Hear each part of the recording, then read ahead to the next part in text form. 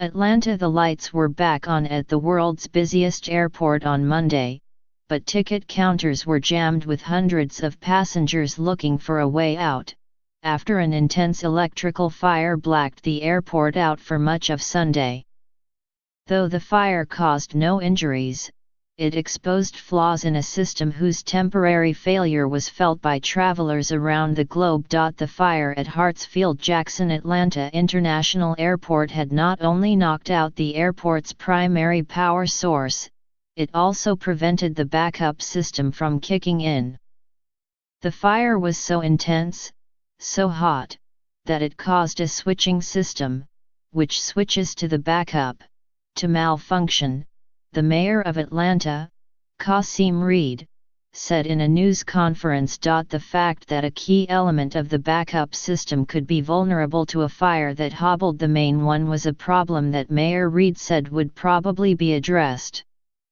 He said Georgia Power, the regional utility that runs the underground facility where the fire occurred, was considering a series of concrete casings that would protect the switches in case of another blaze. But critics had already spent a day expressing their astonishment and anger over the failure. Anthony R. Fox, who was Transportation Secretary during the Obama administration, was among the many passengers who spent several hours stuck aboard aircraft stranded on the Atlanta tarmac on Sunday, unable to unload at the terminal. In a series of posts on Twitter, Mr. Fox wrote that there was no excuse for lack of workable redundant power source. None. He added, "We all understand that snafus happen and most of the folks down here are doing their jobs to the best of their ability. But, whatever the cause, it feels like this one was compounded by confusion and poor communication." Joe Britton, 56, was waiting in a United Airlines check-in line with his family on Monday. They had come to Atlanta for a quick visit, highlighted by dinner with the former basketball star and television personality Charles Barkley. They went to the airport at 2:30 p.m. Sunday, in advance of a Delta Airlines flight home to California, which was scheduled to depart at 6:40 p.m. They were dropped off at an outdoor baggage check area, but they never really got much further. It was pitch black inside, Mr. Britton said of the terminal. "We came in here for help, but there was no one who could help us," said Mr. Britton's wife, Michelle, 57. There wasn't a single Delta employee who knew what was going on. They could have at least used a megaphone to say, "This is what's happening."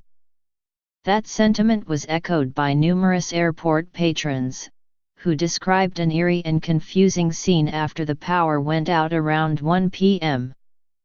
Employees seemed unable to tell anyone where to go or what to do, and matters only worsened when the sun set a few hours later, bathing the concourses in darkness. The power would not come on again until 11:45 p.m. Some travelers said they heard a recorded announcement playing over and over, saying that an emergency had occurred and advising everyone to stand by for further instructions. No further instructions ever came, said Elizabeth Burton, 29, who arrived from Mobile, Ala, and missed a connecting flight to Pittsburgh, where she had a business meeting. There was no indication that foul play was involved in the fire. But the incident showed how, in an increasingly interconnected world, a problem in an obscure electrical substation in north-central Georgia can generate far-ranging ripples of havoc. Hartsfield-Jackson, of course, is no ordinary airport. It hosts about 275,000 passengers on a typical day. Delta, the world's second-largest airline and a partner of giants like Air France-KLM, has its headquarters at the airport and controls dozens of gates. Delta's North American operations were badly stunted by the blackout, but beyond that, it had to cancel or divert non-stop flights between Atlanta and cities in Africa, Asia, Europe, and South America.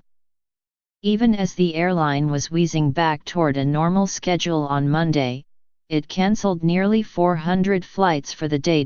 Major airlines, including American, Delta, JetBlue, Southwest, and United, waived certain fees or charges for passengers with imminent travel to, from, or through Atlanta because of the disruptions. The turmoil is likely to shadow travel over the next few days and into the frenzy of the holiday travel season, which analysts define as December 23 to January 1.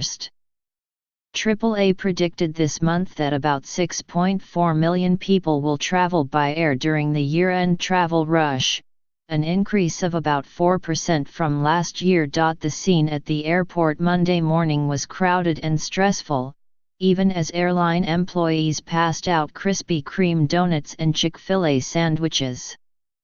Some travelers crashed out on the floors, their heads propped on their luggage.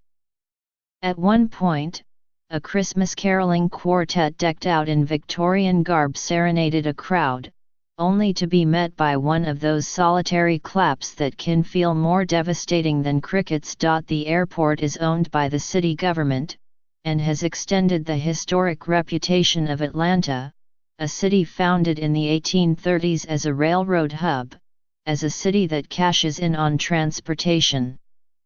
In recent years, however, Atlanta has suffered some major transportation debacles, including a relatively light 2014 snowstorm that brought the metropolitan area to a near standstill, and the collapse earlier this year of a heavily traveled overpass on Interstate 85 after a fire was set beneath it. On Monday, Mr. Reid, a Democrat who will leave office in a few weeks because of term limits, praised the airport team for pulling together in an amazing fashion.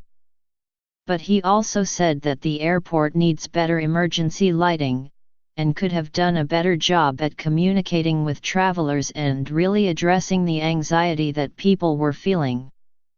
In an apologetic video on Monday, Georgia Power's chief executive, Paul Bowers, said the outage began with a fire in a service tunnel that helps power Hartsfield-Jackson, a sprawling complex with 6 passenger concourses. Not only did the fire disrupt our primary source of power to the concourses, but also the backup service as well, said Mr. Bowers, who added that our primary focus now is to investigate what happened to ensure that never happens again.